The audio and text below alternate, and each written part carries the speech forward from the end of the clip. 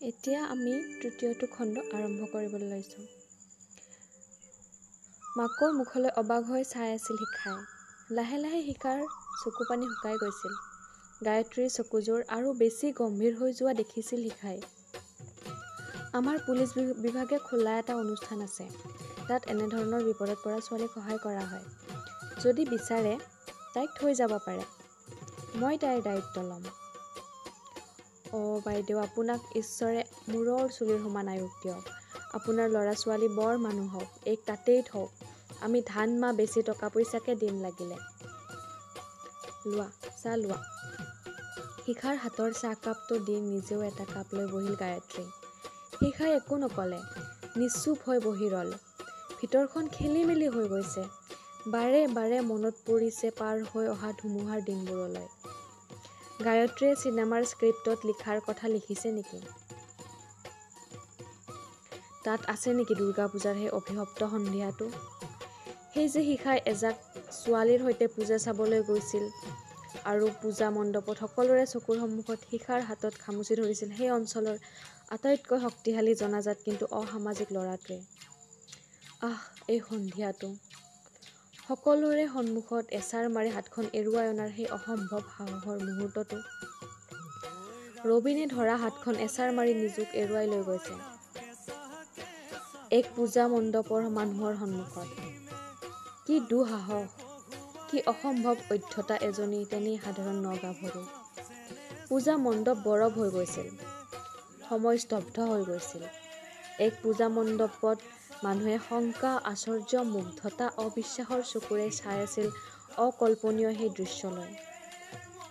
জুইৰ শিখালৈ পৰিণত হোৱা এজনী লাহি দেহৰ ধুনীয়া ছোৱালীৰ জুই বৰষা চকুলৈ।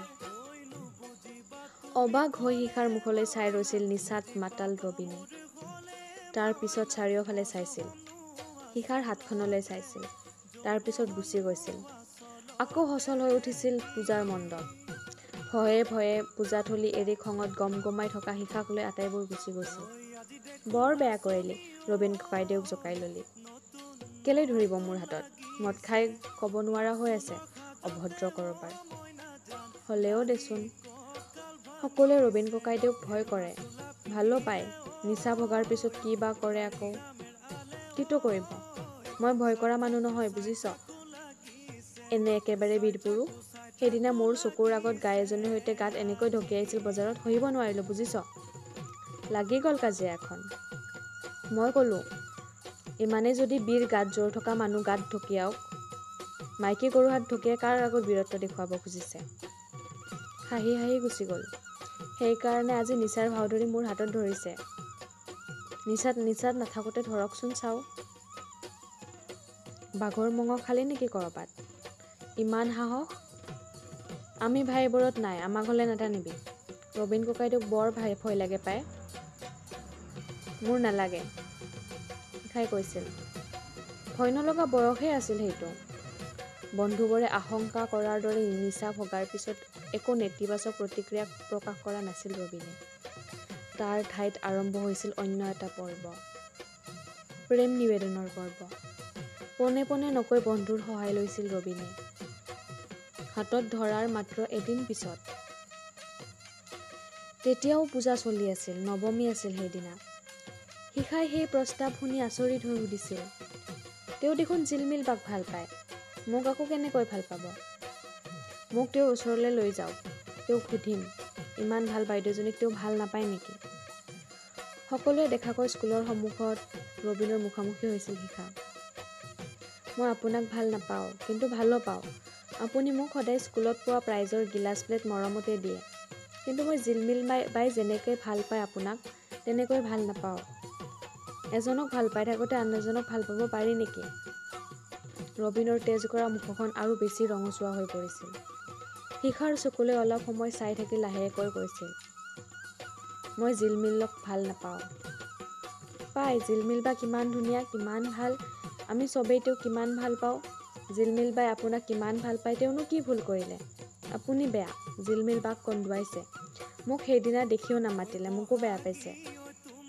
আপুনি আৰু মোক এনেকৈ ভাল নাপাব। আগৰ দৰে গিলাচ আৰু প্লেট দি থকাকৈ ভাল পাব। নহ'লে মোৰ বহুত দুখ লাগিব ককাইদেউ। ঠিক আছে, আজিৰ পৰা তেনেকৈ মৰম কৰিম। গম্ভীৰ মুখেৰে ৰবীন গুচি গৈছিল। শিখা, গায়ত্ৰীৰ গম্ভীৰ মাতত বাস্তৱলৈ উভতি আহিল শিখা। কওক বাইদেউ। পুৰণি কথা মনত পেলাই দিলোঁ। একো নহয় বাইদেউ, মনত পেলাই দিয়ানো আৰু কি, মনতে থাকেইচোন অনবৰতে। থাকক, থকাটোৱে শক্তি। পাহৰি যাবা কিয়? অপৰাধী আৰু দুৰ্বলেহে পাহৰি থাকিব খোজে, পলায়নবাদীয়েহে বাস্তৱৰ মুখামুখি হ'ব নোখোজে। আমি জানো তেনে মানুহ শিখা? নিজৰ বাস্তৱৰ হাতত ধৰি নিজৰ অপযশৰ মুকুট পিন্ধি আমি হীৰা খটোৱা সিংহাসন বিচাৰি যাব পৰা মানুহ। আপুনি মোক সদায় এনেকৈ কয়, আমি বুলি কয়, কিন্তু আপোনাৰ বিষয়েতো মই একোৱেই নাজানো বাইদেউ। এইবাৰ জানিবা, যিখিনি চিনেমাত ক'ব পাৰি সেইখিনি, বাকীখিনি তোমাৰ বাবে নহয়, কাৰো বাবেই নহয়, মাত্ৰ মোৰ বাবে। কিয় বাইদেউ? গায়ত্ৰী অলপ সময় মনে মনে থাকিল। তাৰপিছত ধীৰে ধীৰে সুধিলে, শিখা, তুমি ভাবানে এজন মানুহে নিজৰ সমস্ত জীৱন মানুহৰ আগত খুলি দিব পাৰে? যি বাস্তৱ এজন মানুহে আনলৈ আগবঢ়ায়, তাৰ আঁৰত আৰু বহুত নোকোৱা কথা ৰৈ যায়। ৰৈ যায়। তোমাৰো ৰৈ গৈছে বাইদেউ। সেই কথাবোৰ আৰু কেতিয়াও কাকো কোৱা নহ'ব। কিছুমান অভিজ্ঞতা, কিছুমান কষ্ট নিজৰ ভিতৰতে থাকি নিজৰ লগতে গুচি যাব। তোমাৰ মতে কিয়? মই নাজানো বাইদেউ, আপুনিয়ে কওক না, আপুনি ক'ব জানে। গায়ত্ৰী অলপ সময় মনে মনে বহি থাকিল। তাৰপিছত শিখালৈ চালে। মোৰ মতে সেই বাস্তৱ ইমান তিক্ত, ইমান নিৰ্মম, ইমান অশালীন, ইমান অপ্ৰয়োজনীয়ভাৱে ব্যক্তিগত আৰু ইমান অভিমানেৰে ভৰা যে পোহৰলৈ আনিব নোৱাৰি। ভাষাও নাথাকে, শুনিবলৈ কোনো নাথাকে, বুজিবলৈ আৰু অনুভৱ কৰিবলৈও কোনো নাথাকে। বিশ্বাসৰো যোগ্য নহয় কেতিয়াবা সেইবোৰ বাস্তৱ। কাৰোবাক ক'লে অবিশ্বাসৰ চকুৰে চাব, হাঁহি সুধিব, সঁচা কৈছানে? নহ'লে কোনোবা আড্ডাত, ঘৰত, যিকোনো ঠাইত সেইবোৰ বিষয় উলিয়াই ঠাট্টা মস্কৰা কৰিব, অশালীন মন্তব্য দিব, আৰু লাহে লাহে কথাবোৰ বৰফৰ বলৰ দৰে বাগৰি গৈ থাকোঁতে ডাঙৰ হৈ এদিন আমাকে হেঁচা মাৰি ধৰিব। ক'ৰবাত সকলো মানুহ নিঃসংগ আৰু নিৰুপায় শিখা। কিছুমানে নিঃসংগতা আৰু নিৰুপায়তা আছে বুলি স্বীকাৰ কৰে আৰু কিছুমানে নকৰে, ইমানেই পাৰ্থক্য। গায়ত্ৰী ৰল। লাহেকৈ হাঁহি শিখালৈ চালে। আমাৰ ভাৱনাবোৰ একে, কাৰণ আমাৰ অভিজ্ঞতাই আমাক এনেকৈ ভাবিবলৈ শিকাইছে। ঠিকেই কৈছে বাইদেউ। হয়তো আমাৰ দৰে হাজাৰজনে এনেকৈয়ে ভাবে, আৰু হয়তো এয়াই সত্য। গায়ত্ৰীয়ে একো নক'লে। মনিটৰলৈ চাই থকা গায়ত্ৰীৰ অন্যমনস্ক চকুলৈ অলপ সময় চাই থাকি শিখাই লাহেকৈ ক'লে, বাইদেউ। গায়ত্ৰীয়ে উভতি চালে।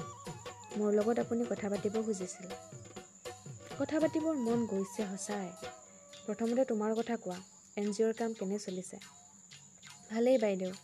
আপুনি নিজেই তাত আছিল, কিমান কমপ্লিকেটেড পৰিস্থিতি নিজেই দেখিছে। এটা কমিউনিটিক অলপমান বেছি গুৰুত্ব দিলেই আনটো জকি উঠে। তথাপিও পাৰিছোঁ। জয়ে বহুত জানে। ছোৱালীজনীক তাৰে স্কুলত নাম লগাই দিছোঁ। মানুহবোৰে আচৰিত হৈছে, ভালো পাইছে খুব বিশ্বাস কৰে আমাক। তাইকতো মানুহবোৰে আমাতকৈ বেছি মৰম কৰে। তাই এইকেইদিন কাৰ লগত থাকিব? জয় আছে, বাকীবোৰো ঘৰৰ দৰেই, অসুবিধা একো নাই। তোমাৰ এমাহৰ ট্ৰেইনিং? হয়। আকৌ নীৰৱতা, অস্বস্তি নলগা নীৰৱতা।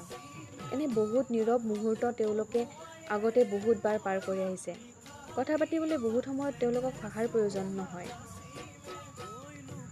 চাহৰ কাপ হাতত লৈ শিখা গুচি গৈছে নিজৰ জীৱনৰ সেই মুহূৰ্তবোৰলৈ, যিবোৰ কথা নিজৰ লগতেই গুচি যাব, কাকো কেতিয়াও কোৱা নহ'ব। সকলোৱে মনত ৰাখিব প্ৰতিস্থাপিত বাস্তৱক, সকলোৱে দেখি শুনি বুজা এটা সত্যক। শিখা নষ্ট হৈ গৈছিল এজাক ডেকা ল'ৰাৰ সৈতে কটোৱা কেইটামান দিন ৰাতিত। কোনেও কেতিয়াও নাজানিব প্ৰকৃততে কি ঘটিছিল।